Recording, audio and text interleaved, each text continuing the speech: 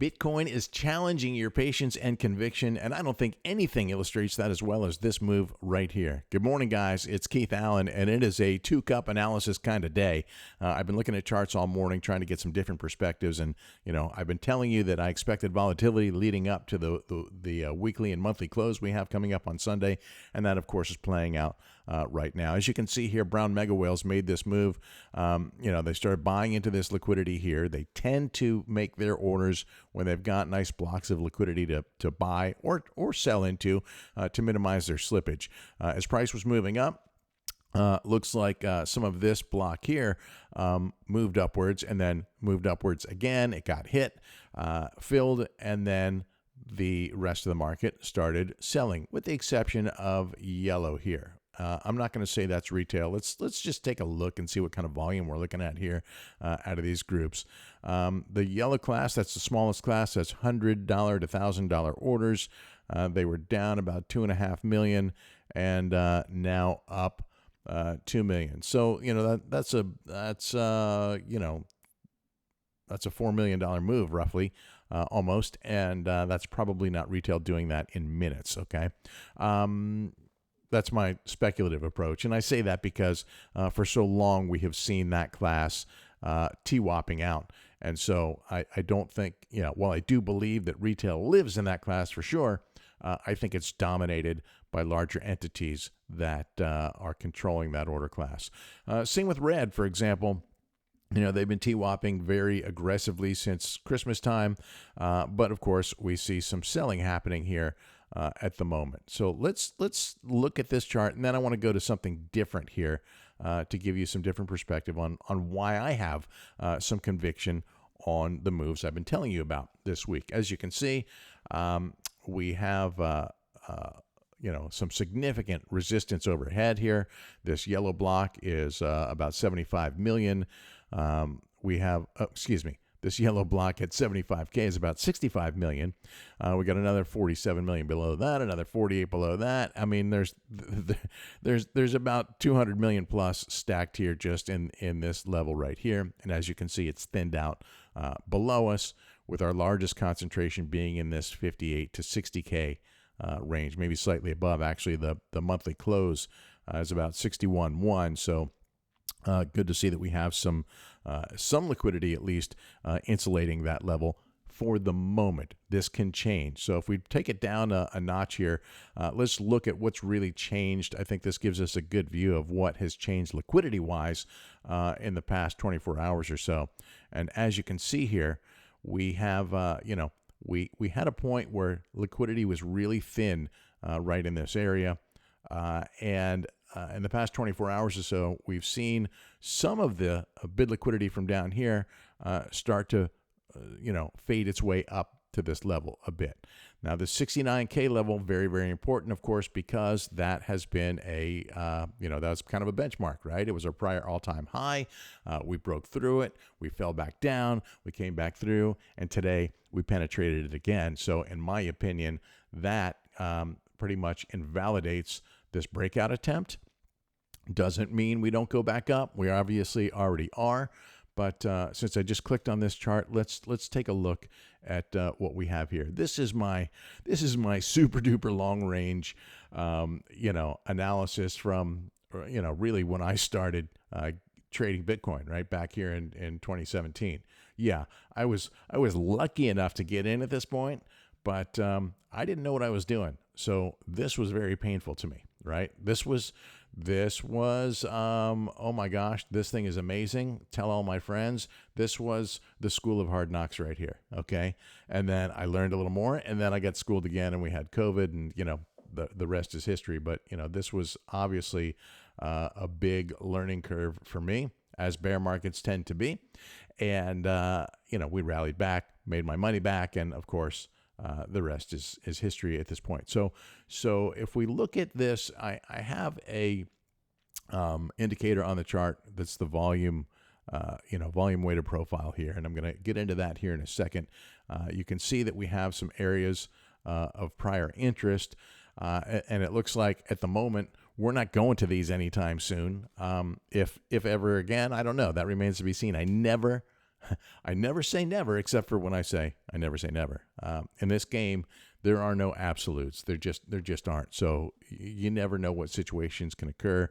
And nobody expected this black swan of COVID to bring us down here, and it did. And we certainly have enough swirling around in the geopolitical environment, in the economic environment, and God only knows what else that could dump a black swan on us. So you always have to be mindful and prepared for that. Save a little capital for those opportunities to buy those opportunities if you can, right? So the areas of interest that we've been talking about here lately have been this 58 to 60K range, an area we had prior consolidation, and the 44, 45K range. We consolidated in this range for a while as well. I'd shown you that over on this chart here. This is my halvings chart. We have the halving coming up soon. So these are both areas of interest to me.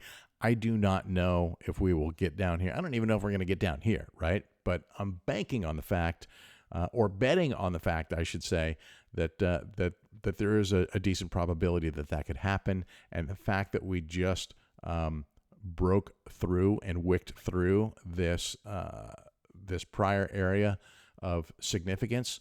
We've been looking to validate a resistance support flip here, an RS flip here, and it hasn't happened yet, right?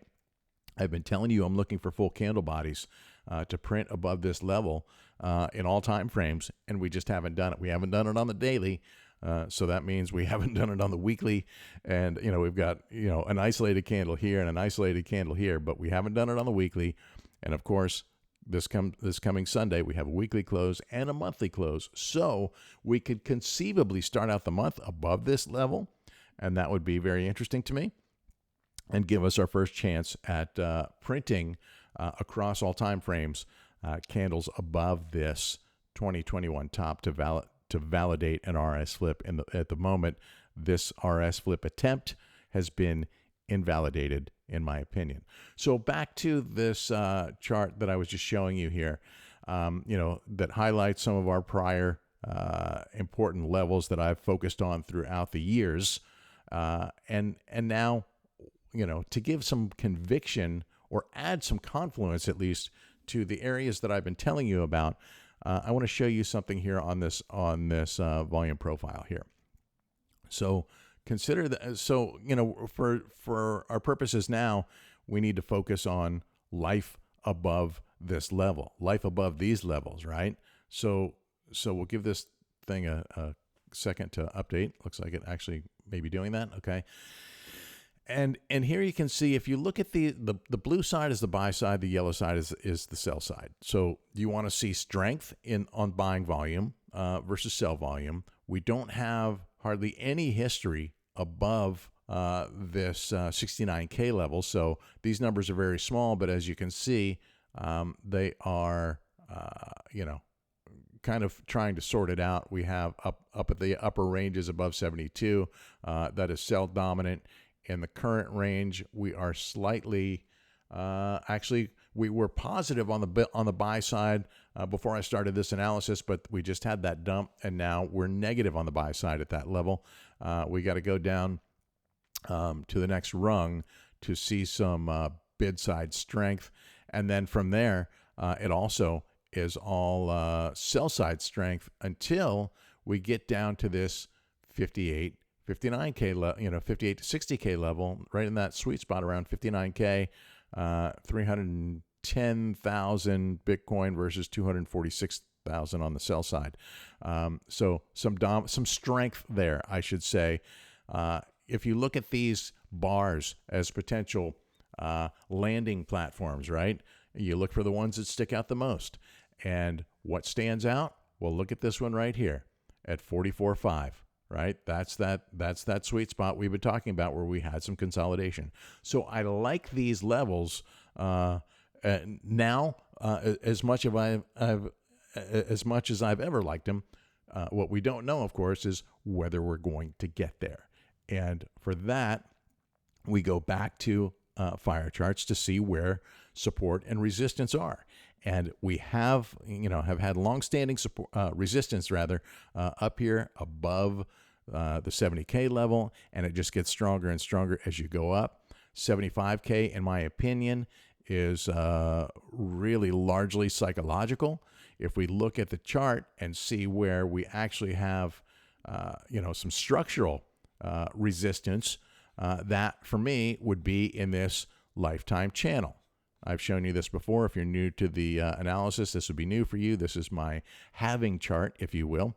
And of course, we have the halving coming up here in just a few weeks, right? April 19th, April 20th, something like that. And so, this is the glass ceiling for me at this point. Now, I do believe that regardless of where price ends prior to the halving, okay, we could certainly break into this level. We could certainly break down to these levels. But when all is said and done, 3 months, 6 months, a year from now, I do expect to see price appreciating upward.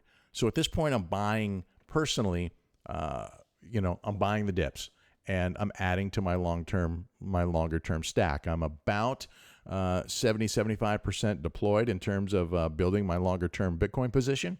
And so I'm looking to add to that. I'm looking to add to it in the best places I can. Sure, I would love to add here at 44K. I just don't know if I'm going to get the opportunity. And that's why I've laddered my way down into those positions. In fact, just bought a little bit here on this dip.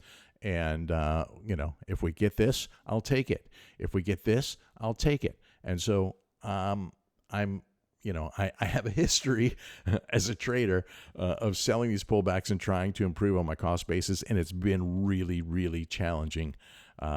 So I'm trying to break that cycle. Warren Buffett has a saying: if what you're doing has not been working, try the opposite. So I'm trying my hardest to be the nail biter and not sell what I just bought, unless I see clear signs that we're going to see a deeper breakdown. And some of the things that make me consider that possibility are the fact that we have some pretty significant reports coming out the next 2 days. Sure, I'm not going to get into, the economics because I'm no economist. I just, the very basics are the Fed is looking for an increase in jobless claims. They're looking for an increase in unemployment to start cutting. And we have not, the job market in the U.S. has been very, very strong. So they want to see this number go up. That would be bad news for the economy, but good news in terms of rate cuts. We also have GDP and core PCE prices coming in on Thursday. And on Friday, we have personal income and PCE price indexes year over year. The core numbers are really the bigger ones here. And core PCE here. And look at this right here. Fed Chair Powell coming to speak on Friday. Is he going to continue to maintain the messaging that, the Fed stays on target for 3 potential rate cuts this year of a quarter point each? That's what they've been telegraphing for several months, including in a testimony in front of in front of Congress, including last week or so's FOMC meeting. So I anticipate that will be the same, unless he sees new data, and he's got some coming in here, in the days and hours prior to his speech. If he sees data that makes him think that, hey, maybe we've been telegraphing something too aggressive, and we need to curb that, lower expectations for potentially 2 rate cuts this year. I'm starting to hear people on the talking heads on CNBC chatter about potentially no rate cuts this year, and I just don't see any sentiment for that in the market. Maybe there won't be anything coming in May, but I think there is some growing sentiment for rate cuts to come in June, and we can see that here on the CME chart here, that June still has some pretty good sentiment. About 64% think that first rate cut of a quarter point is going to come in June. All of this stuff is just, it's like forecasting the weather, right? You really have no idea until it happens. What I do know is that Chairman Powell does not like to surprise the market, so I expect him to telegraph clearly in advance any changes to previous statements. So we'll be watching for that, of course. Yesterday, we did see an increase in, let's go to something different. Yesterday, we saw an increase in the ETF inflows, and which was nice to see ahead of or after, I should say, what we had we had like 1, 2, 3, 4, 5 consecutive days of net negative flow. Then we had a day of simmering, I would say. And then yesterday, some of the larger entities came in with more inflow, and we were net positive on the day on inflows. This tells me that there is sentiment from the institutional side that, hey, things are going to be okay, and they're buying back in at these levels. They didn't necessarily save any money, okay? A few people may have escaped the dip here, but let's look at it on the on this chart, right? A few people may have, as they rode this out, what did we say? We had yesterday was a day of simmering, and then we had 5 days, 1, 2, 3, 4, 5. So there was some dip buying here, right? So, some dipping here. They didn't buy. There was not a lot of volume in buying here. And of course, they didn't have the weekend opportunity. They waited for confirmation that we were going to clear that 21-day moving average, and they started buying back in yesterday. So that's noteworthy, right? If you're in the ETF game, you don't have the opportunity to buy the weekends. You're buying on TradFi hours, or I imagine those are probably trading in after hours as well. But nonetheless, you're not as nimble as an ETF trader as you are as a Bitcoin trader, and of course, the ETF doesn't give you any of the quote unquote security or benefits hedging against the US dollar like owning Bitcoin does versus owning the ETF. That's another discussion. Back to the charts, you can see that we did reclaim the resistance level at 69K, so that's positive. We did remain above the 21-day moving average on that dip. That's also positive. So there are bullish signs amidst the bearish signs. So it's really coming down to, in my opinion, we've got these couple of events coming up Thursday and Friday. We have a holiday weekend, so for Good Friday, TradFi markets will be closed. That is another opportunity because there won't be any ETF demand fueling a pump. Then that's an opportunity to potentially pull back. And as you can see, liquidity thinning out below us a bit. So be mindful of that, right? This is a game of patience at this point, right? It's difficult to pinpoint targets because we keep seeing icebergs come in and hold price up when I haven't expected it to. Yesterday was a good example of that. We tested this level just above 69K. It was like 69.7, then it was 69.5, then it was 69.3, but it held. We got this pump, and then of course, we know what's happening now. So we have, at the moment, looks like we have about 13 million in resistance right overhead, right on top of us at the 70K level. And there's a lot here above 75. And as I showed you on this chart, this is the glass ceiling for me. So at the moment, yes, 75 is stacked, and it is technical resistance, but there's nothing structural here that points to 75. For me, it's going to be even harder once we get up to this level. Let me move it out of the stratosphere to see where that is. We're above 77K at this point, and every day, of course, that moves a little higher and a little higher. So it's conceivable that we don't break it into this level before the halving, or even after the halving, and price could still appreciate, nicely. Just know that we have to start printing full candles above this 2021 top at 69K before we can even dream of this. And with a monthly close coming up on Sunday and the Powell speech on Friday, I think we have a lot of potential catalysts to fuel volatility for us as we move through the weekend and into the monthly close. So keep that in mind here. At the moment, we do have a decent block of bid liquidity around that 68K range. And as I mentioned, the monthly close is down here around the 61.1K range, and you can see there's a little insulation here from that as well. So, key targets for me, as I mentioned, we had that 58 to 60K range. We had, let's zoom out a little bit and see if we can get a little more involved in here, right? So my key targets remain in that, where I will say where I have my largest bids would be in that 58 to 60K range, as well as down in that mid 40s. But currently, as you can see, there's no sentiment. There's no liquidity based sentiment for that level. If I saw a big fat buy wall right here, I'd feel more confident in it, but we don't, right? In fact, even at 48, we only have, less than 10 million bucks. So, if price moves down here, we'll see liquidity come into this range, but at the moment, there's no sentiment for that.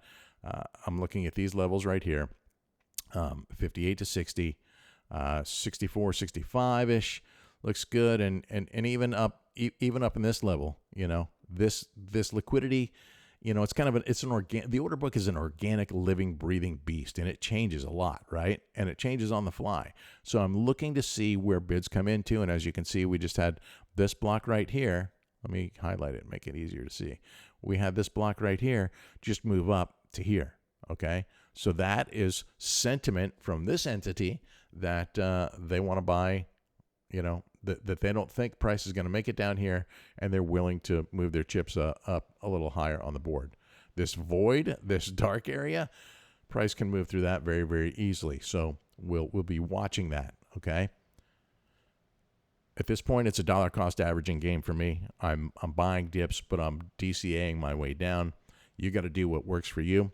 Nothing I say or share with you on these streams should be considered trading advice of any way, shape, or form. Trading is risky. Do your own research. Manage your risks so you can stay in the game for a long time. We've got an exciting few days ahead of us, guys, so be prepared. And I will try and keep you locked into what's going on, at least from my perspective here, over the next few days as we make our way through the monthly close. If you like the analysis, please do me a favor and smash all the buttons. Share a comment with me. I love the feedback you guys are giving me. Fuels me. It really keeps me going. So I really, really appreciate hearing that, and I respond to each and every one of them. Keep those comments coming, and share the content and help me grow this channel. I really, really appreciate that. I'm building some things out over on YouTube, and I am going to be doing something exciting over there pretty soon. So stay with it, guys. Again, Bitcoin is trying to test your patience and conviction. Know your levels, know your invalidations, and stick to your plan so you don't have to make emotional decisions on the fly. That is by far the worst thing you can do in an environment like this. What I see right now is opportunity, and hopefully more opportunity down here. Just don't know if we're going to make it there or not.